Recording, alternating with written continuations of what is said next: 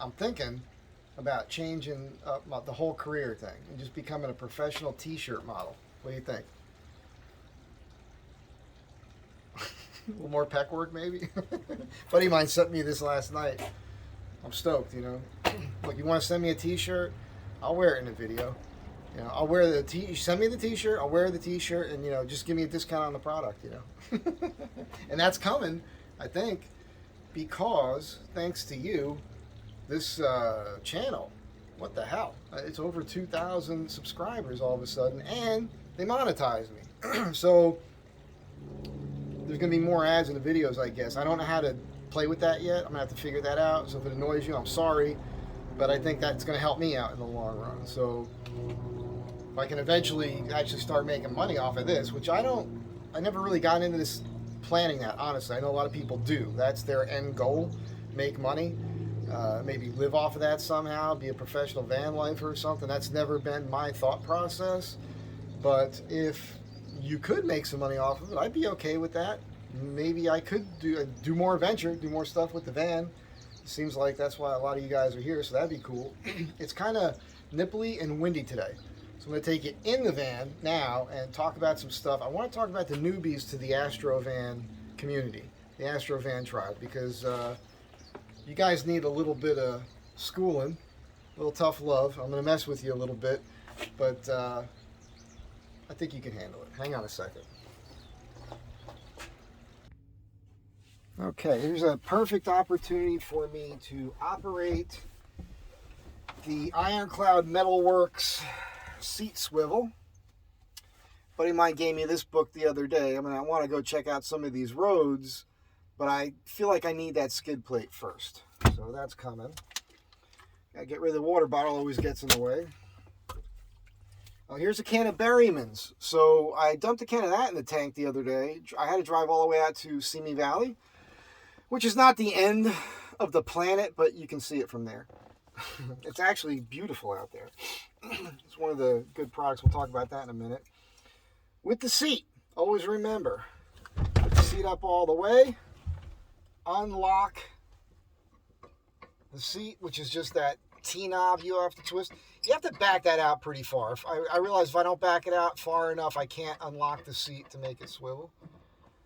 Slide the seat up all the way, and then you're golden. Everybody keeps bringing this up to me. I've had a couple people tell me this is the seat belt thing down here, that they have all these solutions for it. This doesn't bother me. It moves easily out of the way, so it's not a big deal. Boom. We're locked in the angle now. Something I made fun of in a way in the beginning with this seat swivel thing. All right. Oh, look how pro this is, huh? Okay, so I just had my dar moment of the day. I went down, I had to drive over to La Brea and find a Verizon store because I was trying to shoot a video and the camera kept turning off on me. And and I went in, I was deleting stuff and I wasn't gaining any more storage or enough space to shoot the video. I drive over there, I walk in, I said, look, I need help, I'm old. This really nice lady helped me out. You have to delete what you deleted. And she had to point that out to me, and I feel silly, but now I know. So, newbies. Here's the thing. Maybe it's my fault to some extent that so many more people are getting into the Astrovan thing because of the videos I'm sharing. I don't know. Not my intention. This is my second Astrovan. I love these things. I understand why other people dig them. Right? The size is the main thing.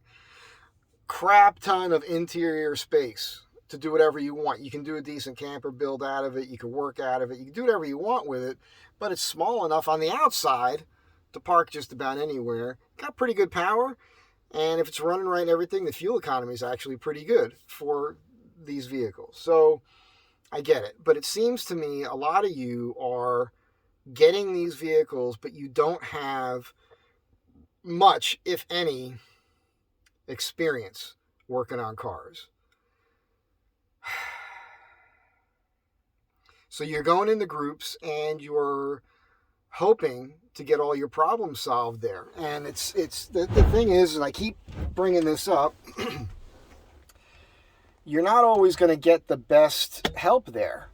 I know people want to be helpful, but you've heard me kind of bitching about it. I don't mean to bitch about it. Most of the people in there are really trying to help. But everybody only understands everything or anything from their own perspective.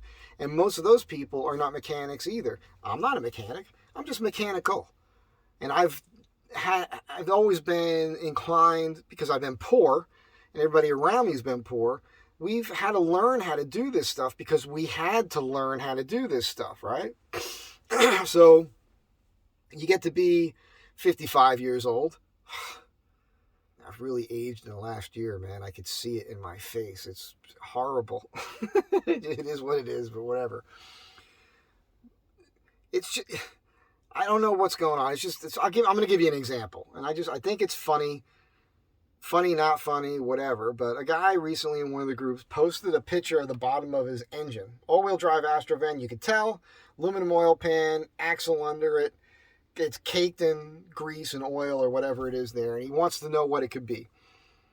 And by the time I chimed in, there was probably 18 suggestions ahead of me. And everybody is already automatically just all these seals and gaskets and this and that. You don't know. You don't know. I don't know. Nobody knows. You know how you find out? This is how you find it. It's very basic stuff. Go to a place where you can steam clean your engine and steam clean the entire engine. Pop this off, clean the whole top of the motor. You're not supposed to say motor. I think it's electrical stuff is motors, gasoline stuff is engines. I am trying to work on that. Anyhow, button it up, drive it around, pull it open again, and then look and see where it's leaking from. That's how you do it. You don't just post a picture on the internet and expect to get the correct information from that. It's impossible. Nobody knows. Nobody knows. And then we get back to the other thing that I've been dealing with. I had the misfire, and you guys know the story. It turns out to be a fuel injector. And so I've been using products like this, and it's been working fine. The van's running way better, way smoother, everything. And I'm certain that this is what it is. I do want to run this fuel system cleaner through the pressurized canister, through the injectors to really blow them clean. I think that's something we should all be doing. There's a lot of those on Amazon. It's hard to make a choice. You always want to find the one that has the most number of reviews that you can read, and you learn so much information there from what people have done. It seems like those things might have metal filings in them and that sort of thing. You really got to clean them up good. Some of them you have to rethread some parts, but you can make pretty much all those products work, and they do work. And that should be your first thing. So it came up, I think, about 3 times between all the groups I'm in on Facebook, or not in, but I'm there, where people had a similar issue with a misfire. Some of them did everything I had done already with the distributor and the wires and the plugs and all that by the recommendations that everybody gave them, and then they still got the misfire code. Well, you're back to the fuel injectors, right? You could have a valve thing. There could be some buildup under the valve, and you can clean that too. There's products for that. So it doesn't mean you automatically have to strip your engine down to fix that. I'm just saying,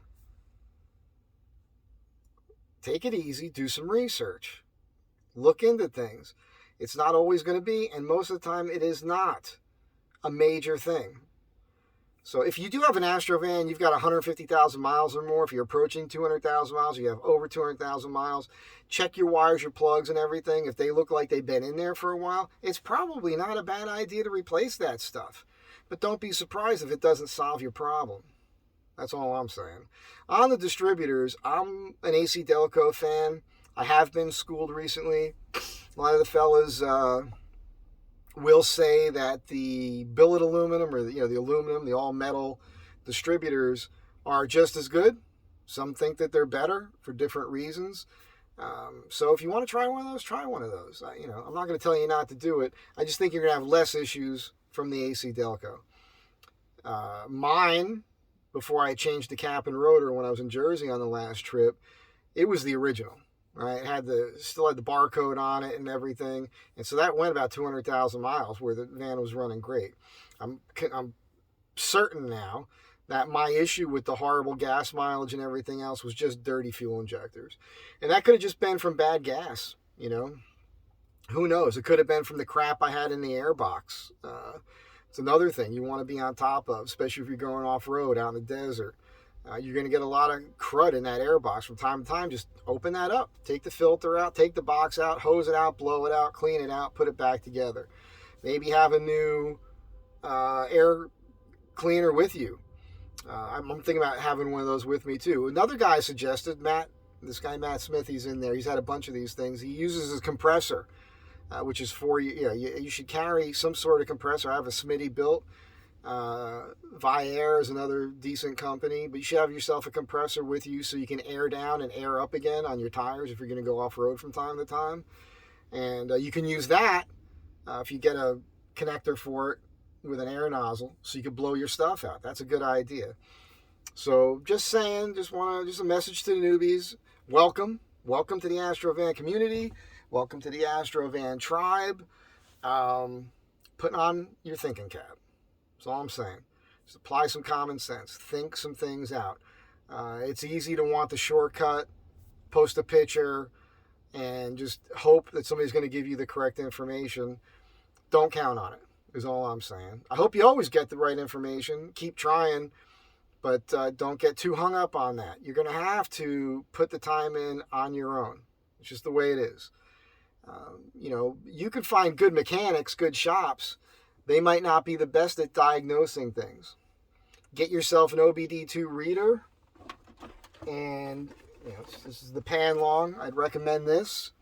You could plug that into the receptacle under the dashboard and get the app for your phone. It'll, if you have a code, if your engine light comes on, it'll tell you what it is. It'll provide a link and take you so you can troubleshoot yourself and fix it. So good luck, but just know that you're providing a certain amount of comic relief to the rest of us who have been there for a while. It's kind of funny. But have a good day. Be good to each other. And thanks again for following along and subscribing and liking the videos. All that helps. I very rarely mention that in my videos, asking you to do it, because when I watch other people's videos, I find it a little annoying. They're begging. I'm not a beggar. Just do it if you want to, you know. Anyhow, I'll see you next time.